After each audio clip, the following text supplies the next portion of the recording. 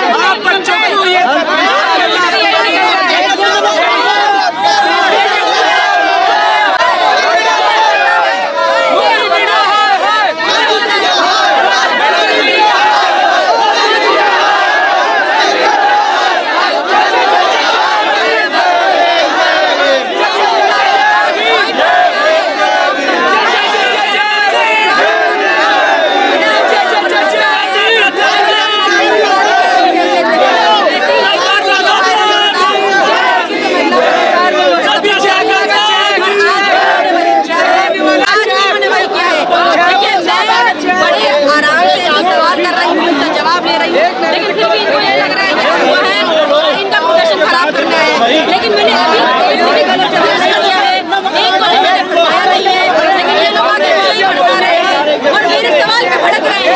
और अगर ये मेरे सवाल को भड़क रहे हैं तो बताइए इसमें गलती किसकी है? सवाल करने वाले की या फिर भड़कने वाले की? अगर आप किसकी गलती है? मोदी जापान कह रहे हैं, इधर बोलते जापान 50 में जीरा है, जापान 50 में जीरा और यहाँ देखो बोल रहे हैं कि वहाँ पे इलेक्ट्रिक पॉइंट है, जापान में बंदे चलते हैं तो वहाँ बिजली मिलती है, यहाँ चलो बेहतर यहाँ घंटे मिल गए वहाँ घंटे मिल गए, ऐसे हो रहा है। ये कर रहा है मोदी। बताइए मोदी आप बताओ, मैंने आपसे क्या गलत सवाल करा है ना? मैंने आपसे कोई गलत सवाल किया?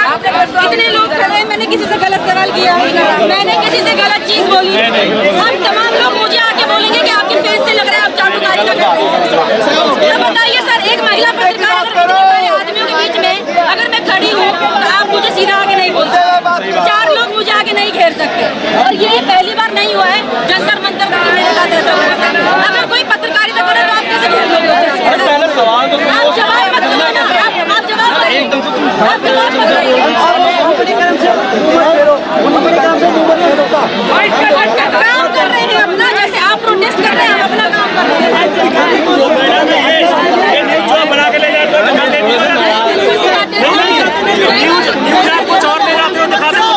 योगी आदित्यनाथ ने सरदार वल्लभ भाई पटेल रोजगार और औद्योगिक क्षेत्र परियोजना के निर्माण कार्य में तेजी लाने के निर्देश दिए हैं।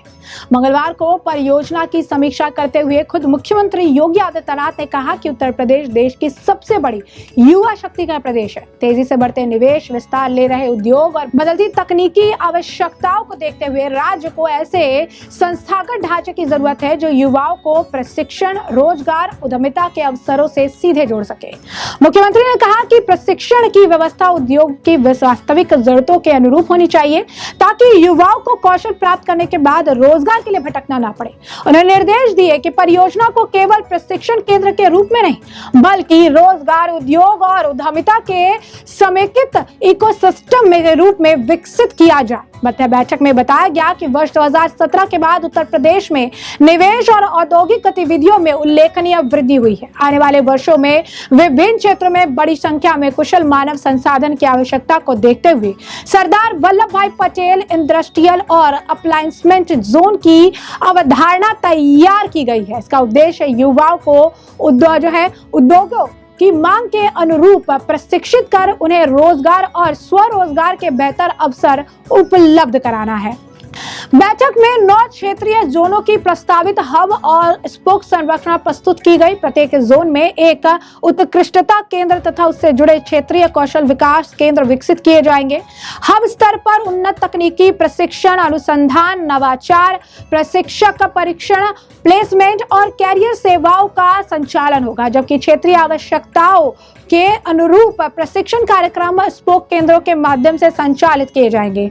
परियोजना के तहत कौशल विकास केंद्र, औद्योगिक भूखंड, प्लग एंड प्ले, औद्योगिक सुविधाएं, साझा सुविधा केंद्र, रोजगार सहायता तंत्र, व्यावसायिक सेवाएं, विदेशी भाषा प्रशिक्षण, डिजिटल साक्षरता कार्यक्रम तथा उद्यमिता सहायता सुविधाएं एक ही परिसर में विकसित की जाएगी। इससे युवाओं को प्रशिक्षण से लेकर रोजगार प्राप्त करने और स्वयं का उद्यम स्थापित करने तक की पूरी प्रक्रिया के लिए एकीकृत व्यवस्था उपलब्ध होगी।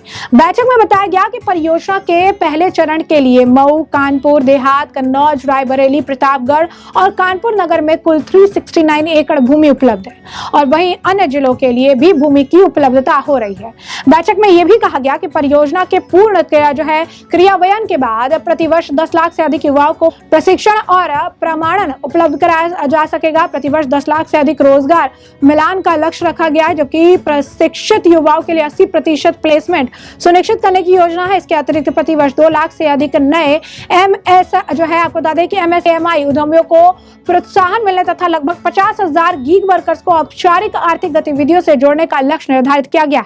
बैठक में बताया गया कि सिंगापुर के institute of technical education ITE और उसकी नॉलेज पार्टनर संस्था ITEES के अनुभवों का उपयोग किया जाएगा। ये संस्था विश्व के अनेक देशों में तकनीकी और व्यावसायिक शिक्षा प्रणालियों के विकास में सहयोग कर चुकी है। पाठ्यक्रम विकास, क्षमता निर्माण, गुणवत्ता आश्वासन, मूल्यांकन, नेतृत्व विकास, प्रशिक्षण, अवसंरचना के निर्माण में उसकी विशेषज्ञता का लाभ प्रदेश को मिलेगा। मुख्यमंत्री योगी आदित्यनाथ ने अधिकारियों को निर्देश दिए भूमि उपलब्धता, संस्थागत संरचना, निजी क्षेत्र की भागीदारी, क्रियान्वयन मॉडल से संबंधित प्रस्ताव पर शीघ्र निर्णय लेते हुए परियोजना को समयबद्ध ढंग से आगे। जो आपने सुना है, आपने रिकॉर्ड किया है, दिखाओगे, आप कुछ और दिखाओगे, उसमें से मेन चीज काट दोगे। आप दिखाओगे मोदी हो गया, मोदी ने बात सुनी, आप क्या दिखाओगे? कुछ नहीं दिखाओगे।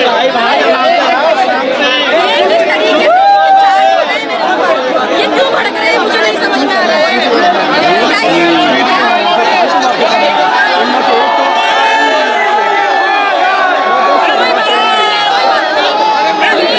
मेरे लिए ये छोटे बच्चे हैं,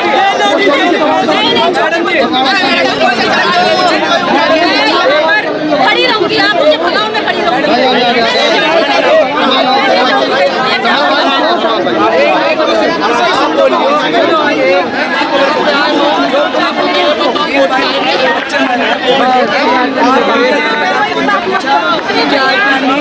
आपने उनको पूछा ही नहीं पूछा। ये बताओ, जब हम उनके चक्कर में खड़े हैं, आप हमारे बहनों उनसे सवाल करने का हम सवाल कर रहे हो। आप उनसे सवाल करने के हम सवाल कर रहे हो। क्या पूछा? क्या गलत पूछा? मैंने क्या गलत पूछा?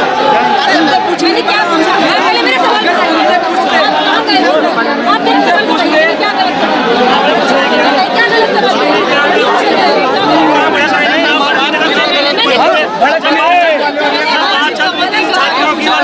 आप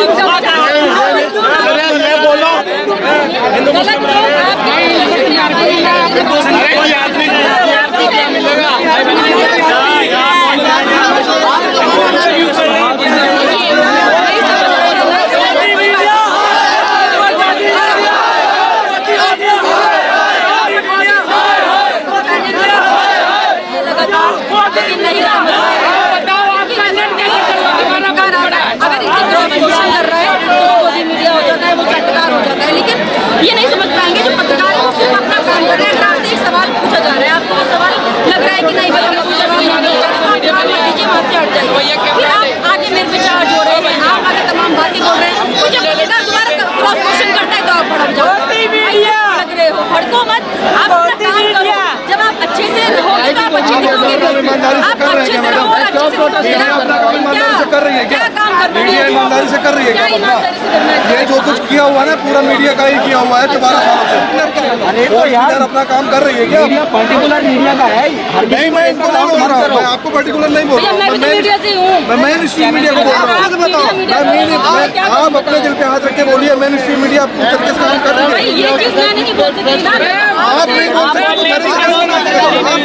आप नहीं तो बोल रहा हूँ, मैं तो बोल आप रहा बोलो हूँ। ना, कोई दिक्कत नहीं, मैं तो आपकी आवाज पहुंचाऊंगी। क्वेश्चन क्या है?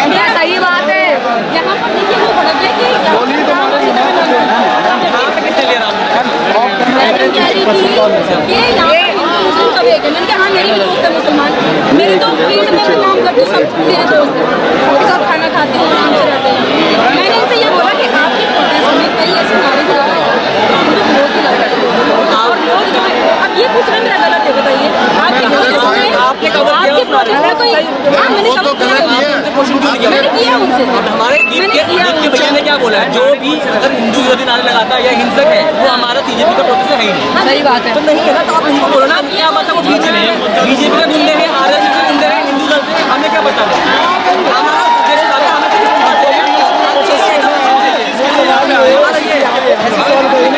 पुलिस ऑफिसर लगाए गए उनके बैचेस क्यों नहीं है? यहाँ पे लोग वही तो मैं बात कर रही थी कि आपको डर लग रहा है कि उनके बच्चे नहीं है। हम 100 में से 1-2 लोग रहेंगे ऐसे पुलिस उनको इग्नोर और मैं तो उन्हीं की बात लग रही थी। हमें क्या पता वो आरएसएस के हिंदू दल के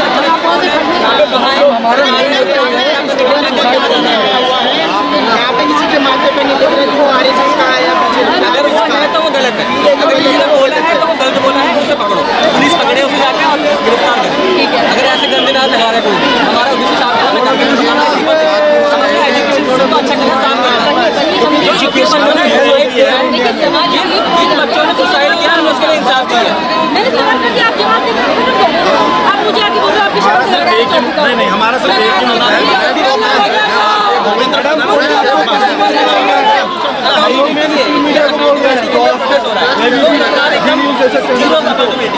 चाहे रेल पलट जाए, पेट्रोल लीक हो जाए, पेट्रोल लीक आ जाए, गाड़ी लीक जाए, कोई अकाउंटेबिलिटी नहीं है, ये सिर्फ इसी के लिए है और कोई नहीं है। अगर कोई गलत लगा रहा है तो हमारा नहीं है, हमारा डॉक्टर नहीं है। कितने दिनों तक जारी रहेगा?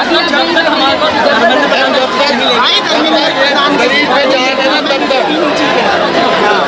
हम अभी आप सड़कों पर ही बैठने वाले हैं या जंतर मंतर पर वापस जाएंगे या फिर ऐसे? जहाँ जगह मिलेगी वहाँ बैठ जाएंगे। जैसे कांग्रेस के टाइम में नहीं, जैसे पिछले सरकार के टाइम में तो उसके टाइम में भी चाहिए।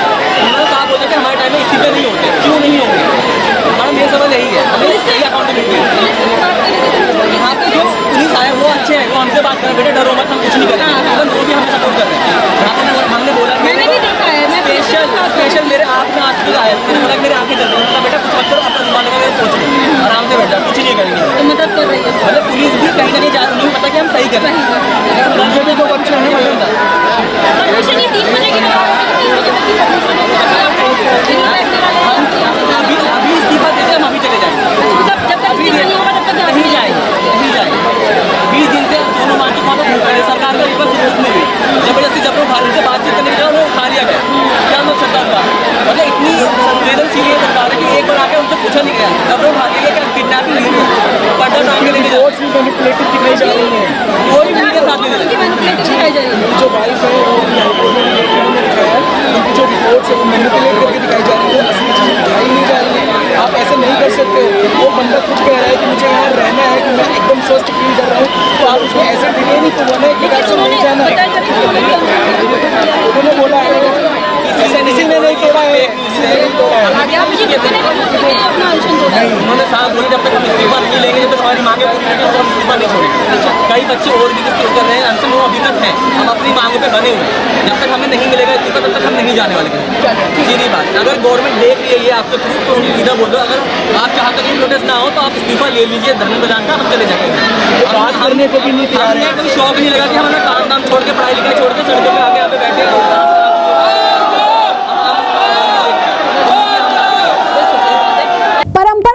माटी आधुनिकता का रंग, वस्त्र ग्राम उद्योग में योगी का नया संकल्प। योगी आदित्यनाथ सरकार वस्त्र उद्योग और माटी कला ग्राम उद्योग को रोजगार और स्वरोजगार के प्रमुख स्तंभ के रूप में विकसित कर रही है। दोनों क्षेत्रों को आधुनिक बनाने, कौशल विकास करने और बाजार से जोड़ने पर विशेष जोर है और योगी सरकार की इस पहल से लाखों लोगों को फायदा पहुंचेगा।